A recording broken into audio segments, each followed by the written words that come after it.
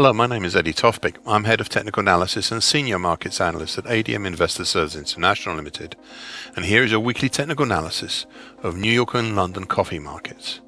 I'll start with New York coffee. Well, I could once again prattle on about how the break higher through the top of what had been a prospective diamond pattern formed over November 2021 to July 2022 seemed at the time, back in late August, to be the beginnings of a significant move higher. But that seems largely irrelevant now. Instead, it was the fall and test by the market down below the base of the Fibonacci support at 207.35 over the last 2 weeks have been key to this market. You see, I had previously laid out an idea thus: hold in the 207.35 area and eventually pull back up, and you might have an unusual and controversial reverse head and shoulders sort of pattern. Fail at the 207.35 area, and I quote from the commentary from last week, then perhaps, just perhaps, we can look at this possible diamond pattern as previously been mentioned, and maybe, just maybe, it will become a very ragged, false breaking, but large, lopsided diamond pattern. End of quote.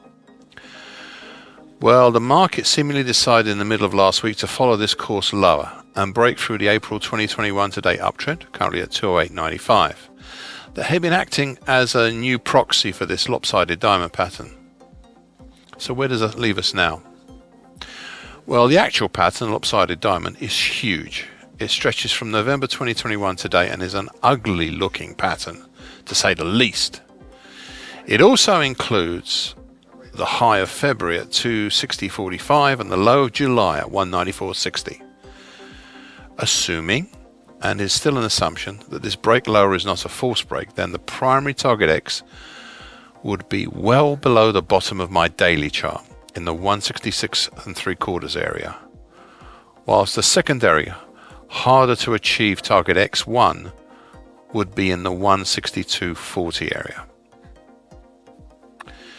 Needless to say, given the size of the lopsided diamond pattern, these proposed targets below, etc., assuming the break lower holds, well, these are all some longer term targets.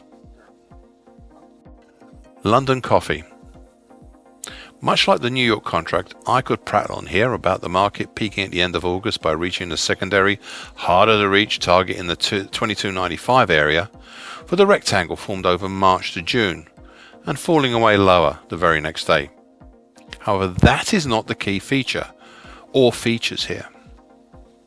There are two key relevant features here in relation to the fall in this market. The first is a question I had posed a few times already. It was whether the whole action from about early August until late September was a type of head and shoulders pattern, head and shoulders top pattern. The answer was yes. Yes, it was. The neckline, currently 21.56, was breached 3 weeks ago and properly broken last week. Since then, the market has broken down through all the remaining moving averages, as well as the 50% Fibonacci line of the August to December 2021 move at 2064, as well as the middle time, currently 2051, of the late December 2021 to mid-July 2022 bearish Andrews pitchfork. I wish to now draw your attention to the highlighted in red trend lines on my chart above, and my commentary from last week, and I quote. It's a long one, I'm sorry, but I quote. It was whilst I was studying this supposed neckline that I saw another clearer pattern that was a better fit for the recent action. I've highlighted the pattern in a thicker red color, so it becomes more obvious. It is a late August to date falling wedge pattern, and that's actually currently 2106 to 2173. This pattern is a very reasonable fit for the action, and it has the requisite number of touches per side to qualify as a mature pattern. The question is whether the market will follow through. I cannot give it a definitive target in either direction for this pattern, but I can give a primary size of the move should either one of the two trend lines above and below be broken. A primary move higher would be right now something in the order of $145 on top of the break of the upper trend line, whilst the break lower would be something like $68 off of the break of the lower trend line. Now, something to watch out for. False breaks, they are very prevalent in this pattern, especially on a break lower. known simply as the dip, before the market turns back around and shoots higher. This is one to watch. And that's the end of the quote.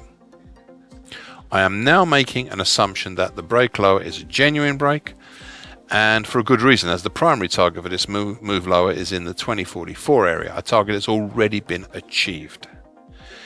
It now leaves the harder to achieve secondary target, and it honestly doesn't look that hard to achieve right now.